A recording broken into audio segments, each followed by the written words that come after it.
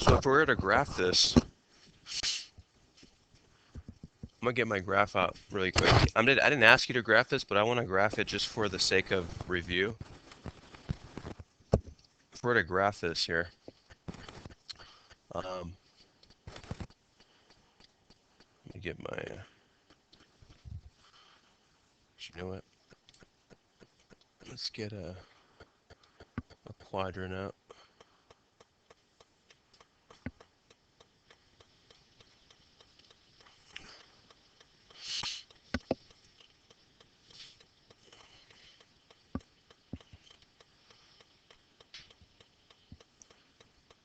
So if we're to graph this,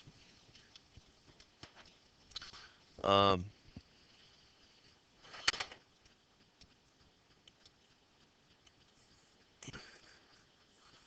not. There we are. We're going by pretty high numbers, so I'm gonna make the y-axis by tens. 10, 20, 30, 40, and so on. X-axis is going by small increments, so I'm just going to make it by ones. Now, I didn't ask you to graph this. I just want to review graphing and then talk about the slope. So 220 would be right here, and then 442, a little bit above 40. So what is the slope of this line would be the speed. The slope is the speed. And a lot of you, when I was walking around, I saw that you already had the delta y, delta x formula, which is beautiful. So our y values are here. X values are here. Delta means change, which means subtract the two numbers. So it doesn't matter which ones you write down first. I'll take 20 minus 42. Look what ends up happening. 20 minus 42, that's my delta y's. Since I use this ordered pair first, I have to use the 2 first also then when I do the delta x. I have to stay consistent. So 2 minus 4 would be at the bottom. Okay, so let's keep going. 20 minus 42 is going to be a negative 22 if I'm not mistaken. The coffee hasn't kicked in yet, I'm not sure. I only drank a half a cup so far. 2 minus 4 would be a negative 2. Let's keep simplifying if we're able to. So 22 divided by 2 is 11. In this case, it's 11 over 1. And it's positive because the signs are the same and we're dividing. But I'm looking for the speed now. So it's 11 what over what? Salgado. Feet per second. What does y mean? Delta y, the y values are what I told you right here. Y was in feet, x is in seconds, so I know the final rate is going to be feet per second. Let's see. I got one more period that I'm going to have you correct right now, shortly. So feet per second. So that's how fast this object is moving.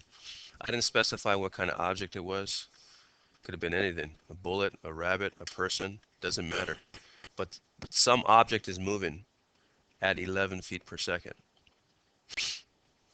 Let's try another one. On your warm-up, not on your notes, this is on your warm-up, number 2. Go and write this one down. Example 2.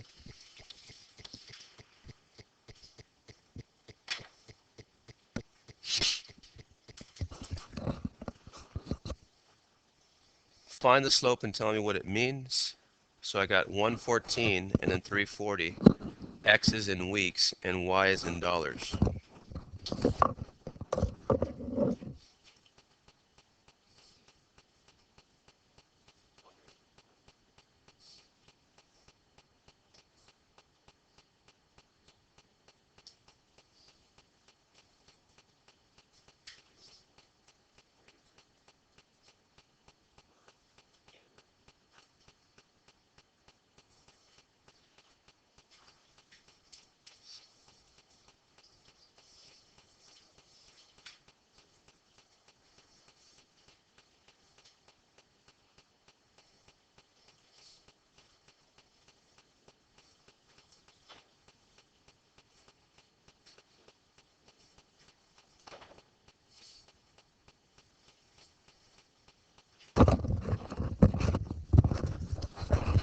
All right, so delta y, delta x.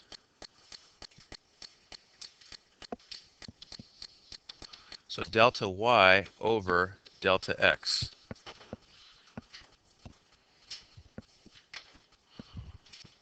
All right, there's no excuse for that. Here we go. Delta y, let's see, delta y, that's change in y's. So my y's are 40 and 14. X is 3 and 1. Delta y, delta x, in this case 40 minus 14. And 3 minus 1 on the x's. 40 minus 14 would be 20, 20 help. 20 what? 40 minus 14? 26 over 2. 26 and 2, that can be simplified. I know 26 can be divided by 2, so in this case it can be 13 over 1. So I got 13 weeks, actually dollars per week, huh? Dollars per week. So maybe someone's spending this amount of money, someone's saving this amount of money, don't know, doesn't matter. But the speed or the rate is $13 per week. Y is in dollars, X is in weeks.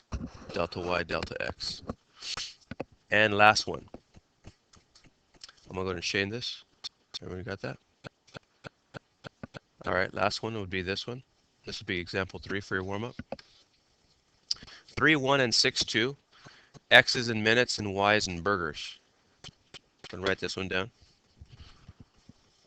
X is in minutes, Y is in burgers. This one's a little bit different. This one's going to be a harder fraction. So copy this one down.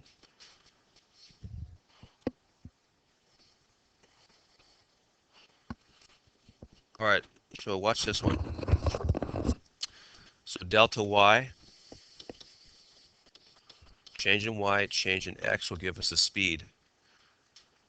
So I got my Y's, I got my X's. So 2 minus 1 will be my delta Y, and 6 minus 3 will be my delta X. Watch what happens now. 2 minus 1 is 1. 6 minus 3 is 3. So here's my slope, my change, my rate of change, which really means 1 over what? 1 what per 3 what in this case? Anybody? Nice. 1 burger per 3 minutes. Very nice. So either someone's eating them, someone's making them, doesn't matter, but the speed is 1 burger per 3 minutes. But we don't typically in the real world, we don't talk that way. When we describe a speed or a rate, it's always something per 1 something, not per 3 something. In other words, I want to know how many burgers per 1 minute, not per 3 minutes. The problem is, though, 1/3 cannot be simplified. But in a sense, it can. I can make this denominator of 1. It's just going to be, I'm going to have a numerator that's going to be a decimal. And that's why I wanted to go over this example, because you see a lot of these on assignment 8. I asked for the rate, and you have to make sure this denominator is 1. So watch what I'm going to do. 1/3, I'm going to take 1 divided by 3. 1 divided by 3 on my calculator. Exactly. Watch. If I take 1 divided by 3, it's 0.333, some infinite decimal. I'm just going to round to the second decimal, the hundredths place. So it's 0.33. So what this really means then is, since I divided by 1, or actually divided by 3, this fraction became a 1 denominator. But the numerator became 0.33. So now I have per 1 minute. So it's 0.33 burgers per minute now. Now my speed is in per minute instead of per 3 minutes. In the real world, we want to go per 1 something instead of per 3 something. So this is the rate now. 0.33 burgers. You can write it this way. You can leave it like this as a fraction. 0.33 burgers per 1 minute. Or let's write it like this. 0.33 burgers slash minute. Notice that. 0.33 burgers per minute. So right now what I'm trying to emphasize is in the real world, it's always per 1 something when we talk about speed or rate, not per 3 something or per 5 something. Okay? I want you to try, I gave you 3 examples. I want you to try one on Google Classroom. It's a warm-up question that you're going to type in. Let's start off with this row. Everyone grab your Google Chromebook and then go to the warm-up question and then go on to your assignments.